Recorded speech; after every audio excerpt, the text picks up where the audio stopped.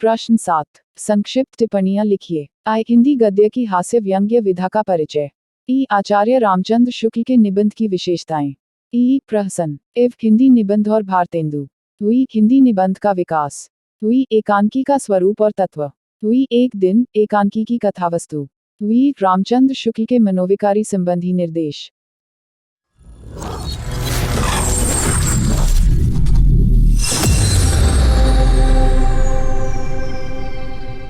उत्तर। हिंदी गद्य की हास्य व्यंग्य विधा का परिचय। व्यंग्य शब्द अंग्रेजी के सटायर शब्द का हिंदी अनुवाद है। व्यंग्य हास्य मात्र नहीं है, उससे कहीं अधिक और भिन्न है।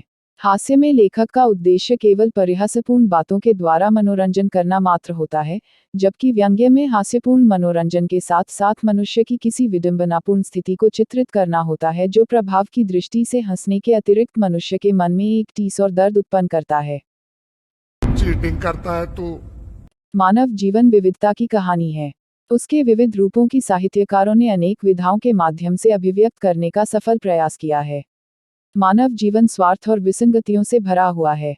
उसके इस रूप पर प्रहार करने के निमित्त सजग रचनाकारों ने एक नया माध्यम स्वीकार किया है, और वह है व्यंग्य।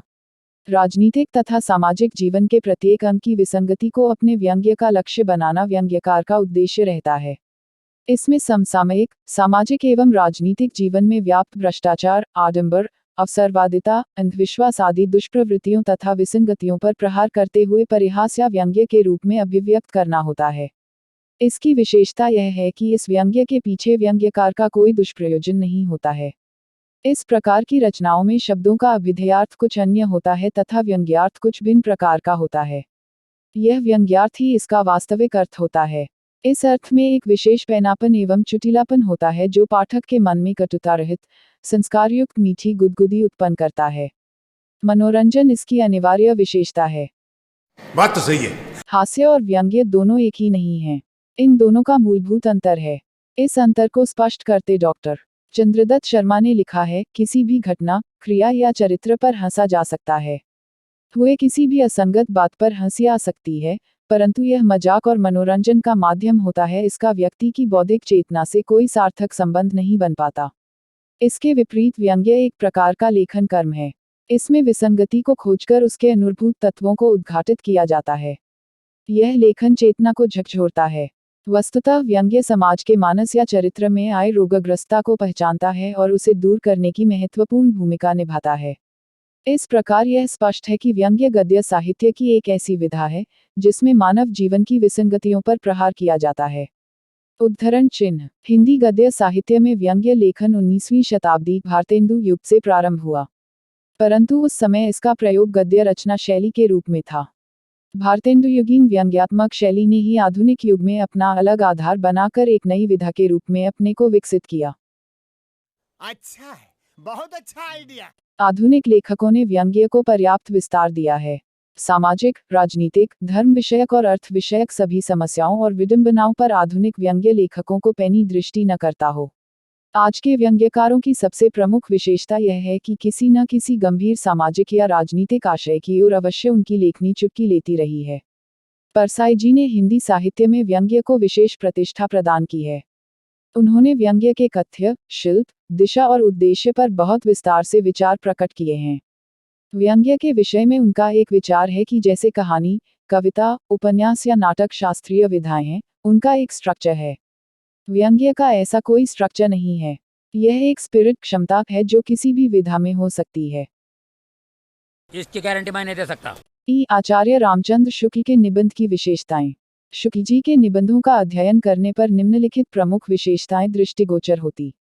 एक, मौलिकता। शुक्ल जी की प्रतिभा तलस्पर्शी थी। वह प्रतिपाद्य विषय को उसके मूल में ग्रहण करते थे। मूल तत्व को पकड़ने के पश्चात वे धीरे धीरे उसका विस्तार करते थे।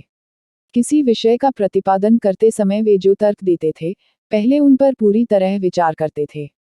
उनका प्रत्येक विचार तर्क की कसौटी पर अच्छी तरह कसा हुआ होता था। यही कारण है कि उनके निबंधों में सर्वत्र उनकी मौलिक प्रतिभा के दर्शन होते हैं। दो, परिमार्जित परिपाक शैली। हिंदी गद्य साहित्य को एक सर्वथा अनूठी सर्वोत्कृष्ट शैली प्रदान करने का श्रेय शुक्ल जी को है। सुगमफित विचारों, सुगठित वाक्यों से युक्त उनकी शैली विचारों की परिपक्वता से युक्त है। क्या बात है सर, क्या बात है सर। 3 भाषा की समाहार शक्ति। थोड़े से शब्दों में बहुत सी बात कहना शुक्ल जी की भाषा की बहुत बड़ी विशेषता है। उनकी शब्द योजना इतनी पूर्व तथा सुगठित रहती है कि एक भी शब्द का प्रयोग न तो अनावश्यक रहता है और न उनमें परिवर्तन ही किया जा सकता है। 4 मस्तिष्क तथा हृदय का समन्वय। शुक्ल जी के निबंधों में गंभीरता एक विशेष गुण है। इसका कारण यह है कि उनके अधिकतर निबंध चिंतन प्रधान हैं, जिनमें बुद्धि अपना मार्ग तय करती हुई आगे बढ़ती है। 5 सुगठित विचार परंपरा। विचारों की सुगठित परंपरा शुक्ल जी के निबंधों की प्रमुख विशेषता है। मोती की लड़ियों की भांति विचार इस प्रकार एक दूसरे में जुड़े हुए हैं कि यदि एक भी शब्द इधर से उधर कर दिया जाए तो संपूर्ण विचार श्रृंखला अस्त व्यस्त हो जाएगी। 6 सशक्त अभिव्यक्ति। तीव्र एवं गहन चिंतन मनन तथा गूढ़ विचारों के साथ यदि प्रतिपादन की सशक्त शैली न हो तो उन विचारों का पूर्ण प्रभाव नहीं पड़ पाता है। नहीं। 7 विषय की संबद्धता। विषय की संबद्धता शुक्ल जी के निबंधों की एक अन्य प्रमुख विशेषता है। किसी विषय का प्रतिपादन करते समय शुक्ल जी मुख्य विचार को केंद्र में रखकर आगे बढ़ते हैं। 8 विवेचना की निगमन पद्धति। शुक्ल जी के निबंधों की विवेचना की प्रमुख विशेषता निगमन पद्धति का प्रयोग है। 9 वैयक्तिकता की गहन छाप। शुक्ल जी के निबंधों में उनके व्यक्तित्व की गहरी छाप स्पष्ट। 10 हास्य व्यंग्य की छटा। कठिन मानसिक कार्य करते करते जैसे कोई व्यक्ति थक जाता है और कुछ बलों का मनोविनोद चाहता है, उसी प्रकार विषय का गंभीरतापूर्वक प्रतिपादन करते करते जैसे मानसिक श्रम के परिहार के लिए शुक्ल जी बीच बीच में हास्य व्यंग्य छटा बिखेरते चलते हैं।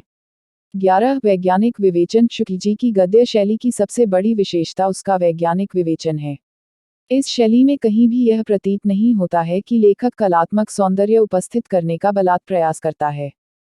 कभी कभी लगता है कि आप उन्हीं भगवान हैं। प्रहसन। प्रहसन एकांकी का एक भेद है। प्रहसन उस एकांकी को कहते हैं जिसमें किसी बात पर हास्य या व्यंग्य के द्वारा प्रकाश डाला जाए। समाज की बुरी प्रथाओं की व्यर्थता दिखाने के लिए प्रायः प्रहसन लिखे जाते हैं। परिभाषा। प्रहसन एक विशेष प्रकार की रचना होती है। उसमें समाज का पूर्व सच्चा वर्णन नहीं होता है, बल्कि सच्चाई से थोड़ा बदल दिया जाता है। विकृति या किसी भी प्रकार की खराबी मनुष्य के लिए हास्य की सामग्री बन जाती है। जैसे बहुत मोटे मनुष्य को देखकर हमें हंसी आने लगती है, इसलिए प्रहसन में किसी एक बात का बहुत बड़े हुए रूप में वर्णन किया जाता है। प्रहसन के तत्व। 1 कथानक। 2 पात्र तथा चरित्र चित्रण। 3 प्रहसन में भाषा। 4 प्रहसन में हास्य। 5 प्रहसन की जीवित भाषा शैली। हिंदी निबंध और भारतेंदु। सर्वप्रथम हिंदी में निबंध की रचना बाबू भारतेंदु जी ने की, जिस कारण इन्हें ही हिंदी निबंध का जन्मदाता माना जाता है। बाबू हरिश्चंद्र से लेकर आज तक निबंध बराबर विकासशील है। हिंदी गद्य निखार के साथ साथ निबंध पर भी निखार आया। भारतेंदु हरिश्चंद्र तथा उनके मंडल के निबंधकारों ने अपने अपने निबंधों द्वारा निबंध साहित्य के भंडार में वृद्धि की। भारतेंदु जी के निबंधों के शीर्षक हैं कश्मीर कुसुम, 5वें पैगंबर, लेवी प्राण लेगी, अंग्रेज स्रोत, स्वर्ण में विचार सभा का अधिवेशन, वैष्णवला और भारतवर्ष नाटकों का इतिहास आदि। आचार्य शुक्ल के शब्दों में उनके निबंधों की भाषा की विशेषताएं अवलोकनीय हैं। उनकी भाषा में न तो लल्लूलाल जी की ब्रजभाषापन आने पाया, न मुंशी सदासुखलाल का पम तावपन, न सदल मिश्र का पूर्वीपन, न राजा शिवप्रसाद का उर्दूपन और न राजा लक्ष्मण सिंह का खालीपन और आगरापन। उनकी भाषा संस्कार शब्दों की काट छांट तक ही नहीं रही, वे वाक्य विन्यास में भी सफाई लाए। भारतेंदु बाबू ने भूमिका शैली, बंग भाषा की कविता, जीवन शैली, सूरदास जी का जीवन चरित्र, जाति वर्ण शैली, खत्रियों की उत्पत्ति, यात्रा वर्णन शैली, सरयू पार की यात्रा, भाव प्रधान शैली, माधुरी व्यंग्यपूर्ण शैली, बड़े पुण्य का फल आदि शैलियों में निबंध लिखे। सामाजिक, साहित्यिक, धार्मिक, सांस्कृतिक, ऐतिहासिक आदि विषय के वैविध्य का प्रयोग भी देखने को मिलता है। अपने निबंधों की मौलिकता, विचारात्मकता तथा विचाराभिव्यक्ति के कारण एवं सरसता के कारण आपका हिंदी के निबंधकारों में प्रमुख स्थान है। इतने तेजस्वी लोग हैं हमारे पास। एकांकी का स्वरूप और तत्व। हिंदी साहित्य में एकांकी एक नवीनतम विधा है। इसका आविर्भाव 19वीं शताब्दी में हुआ है। जिस प्रकार उपन्यास के क्षेत्र में कहानी का उदय हुआ, ठीक उसी प्रकार नाटक के अंतर्गत एकांकी नामक विधा का उदय हुआ है। आज के व्यक्ति का जीवन व्यस्त है, जटिल और विषम परिस्थितियों में फंसा हुआ है। अतः वह विशालकाय महाकाव्य नाटक तथा वृहदाकार उपन्यास पढ़ने के लिए समय नहीं पाता है। उसे तो एक छोट रचना चाहिए, जो इसका मनोरंजन कर सके। इस दृष्टि से एकांकी नाटक तथा कहानी आते हैं, ये दोनों ही आज के युग में लोकप्रिय हो रहे हैं। कहानी की अपेक्षा एकांकी अधिक महत्वपूर्ण, सरस तथा मनोरम है, क्योंकि इसमें कथा, संगीत, अभिनय, चरित्र चित्रण और संवादों का आनंद एक साथ मिलता है। इसमें प्रत्यक्ष आनंद मिलता है। इसमें जो शिक्षा मिलती है, वह आंखों के समक्ष प्रत्यक्ष घटित होती हुई प्रतीत होती है। जो भी समस्या इसमें हल की जाती है, उसका चित्र आंखों के सामने प्रत्यक्ष घूम जाता है।